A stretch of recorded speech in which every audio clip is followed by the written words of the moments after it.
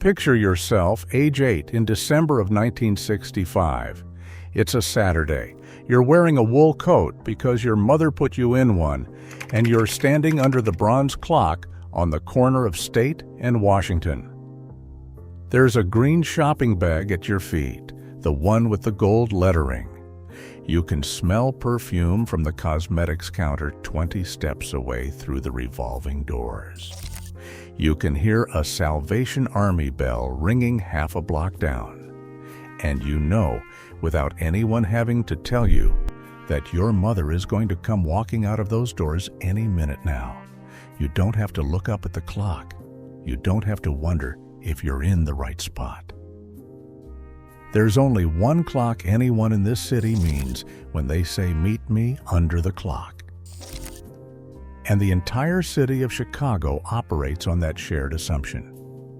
Hold that picture, because that isn't just a memory. That's a city working correctly. Now let me tell you why that picture stopped being possible. State Street isn't just a street in Chicago. State Street is Chicago, in a literal mathematical sense. The entire grid of the city is built around it. Every address in this town is measured east or west from the intersection of State and Madison. Your house, my house, every building in the city is calibrated against that one point. 00. When Daniel Burnham published The Plan of Chicago in 1909, the document that basically invented modern American urbanism, he placed State Street at the spine of the entire vision. Not Michigan Avenue, State Street. It was supposed to be the grand commercial axis of the city, the American answer to the great boulevards of Europe, but with department stores instead of cafes. For about 70 years, that's exactly what it was. Marshall Field paid out of his own pocket to widen the street in the 1870s, so the carriages of his customers had room to maneuver. Other retailers piled in behind him. By 1940, 8 blocks of State Street contained more retail square footage than any equivalent stretch of pavement in America. On the busiest Saturday of December 1948, more than 1 million people walked those 8 blocks. 1 million in a single day. That's more foot traffic than the entire population of San Francisco at the time. Frank Sinatra would sing about this street. On State Street, that great street. He didn't have to say which city, because everyone who heard the song already knew. That was the problem. When something is that big, that dominant, that universally understood, nobody plans for the moment it stops being any of those things. Here's the version of this story you'll read in tourist guides. It says, State Street died because of Amazon. That is a lie. State Street was already on a ventilator when Jeff Bezos was still a senior in college. The real cause of death came directly out of Chicago City Hall in 1979. It was championed by the city's first woman mayor, Jane Byrne. And the weapon was an idea borrowed from Munich. When Byrne took office, State Street already had problems. The middle class had been bleeding into the suburbs for 15 years. Woodfield Mall had opened in Schaumburg in 1971 with 2 million square feet of stores and oceans of free parking. Old Orchard, Oak Brook, Yorktown. Each new suburban mall was another puncture wound on the body of State Street. But Byrne had a plan, designed by Skidmore, Owings and Merrill and inherited from the previous administration. She was going to close State Street to car traffic entirely and turn it into a pedestrian promenade. The model was Europe. In Munich, the Marienplatz was a thriving pedestrian zone. So were the equivalent streets in Copenhagen, in Vienna, in Stockholm. European cities had figured out that if you got rid of cars and gave the street back to walkers, retail boomed. Why couldn't Chicago do the same thing? The project cost roughly $17 million in 1979 money. Adjusted for inflation, around $75 million today. They tore out the asphalt, planted trees, put in benches, kiosks, copper fountains, brick paving with little geometric patterns. Only city buses were allowed through. They called it the State Street Transit Mall. They opened it on October 25, 1979, with balloons and speeches and an unshakable belief that downtown Chicago was about to be reborn. This is where the story gets ugly. Nobody on the planning committee took the time to notice one tiny difference between Munich and Chicago. In Munich, people lived downtown. They walked to the Marienplatz from their apartments because their apartments were 3 blocks away. In Chicago, in 1979, almost nobody lived in the Loop anymore. The customers State Street depended on drove in from Naperville, from Park Ridge, from Glen Ellen, from Oak Park. They needed a car to get there. And the city had just announced, with balloons, that their cars were no longer welcome. The result wasn't a pedestrian renaissance, it was an evacuation. Sales on State Street dropped almost 30% in the first 5 years of the mall. The big department stores started dropping like flies. Weibolt's went bankrupt in 1987.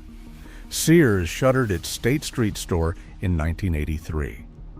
Goldblatt's, which had been there since 1929, closed its flagship in 1981.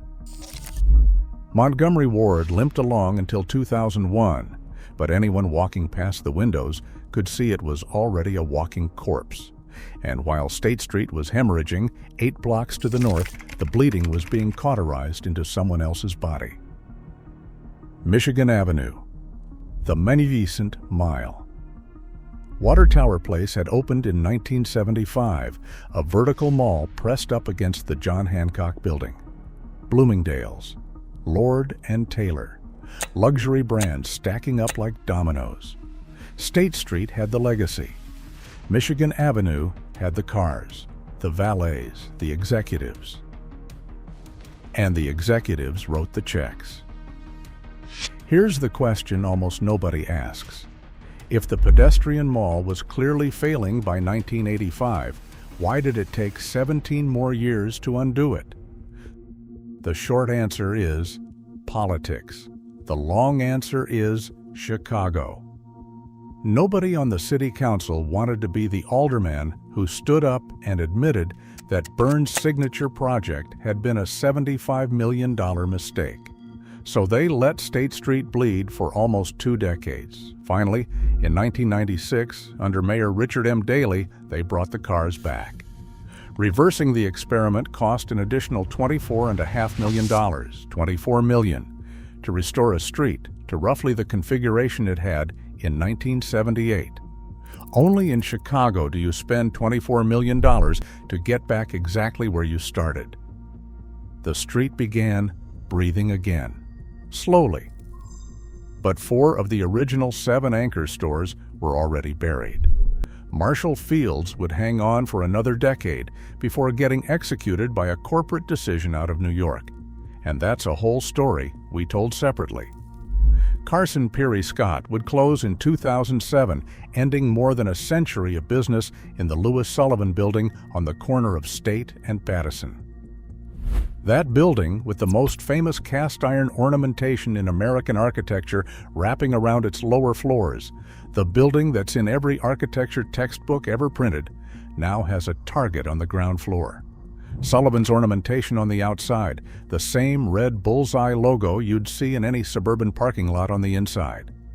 I don't know if that's irony, tragedy, or both at the same time. Walk down State Street today, in this exact moment, and you'll find something nobody planned, but that happened anyway. The street has turned, almost by accident, into a college campus. DePaul, Roosevelt, Columbia College, Robert Morris. The students are what keeps the sidewalks full now. The old department store buildings have become classrooms, dormitories, administrative offices. There are lecture halls inside what used to be the bridal department. That is not bad, it is just different. A street that defined itself for a century by one thing, shopping, has redefined itself around another, learning. Cities do this. They recycle. They reinvent themselves. But the reinvention has a hidden cost, and the cost is the meaning of the place. Because here is what actually matters in this story. The buildings are still there. The clock still hangs on the corner of State and Washington.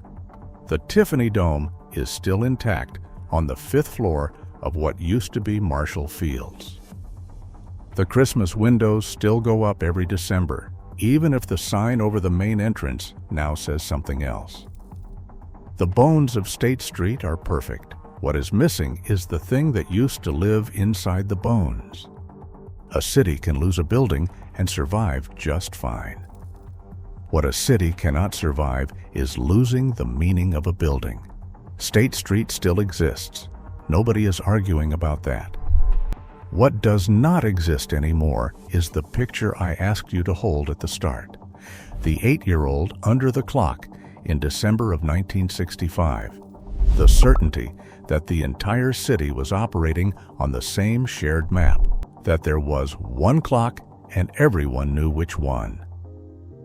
Say, meet me under the clock today in any coffee shop on State Street to anyone under 50, and they are going to ask you which one. And that moment, the moment somebody has to ask which clock, is exactly the moment State Street stopped being State Street.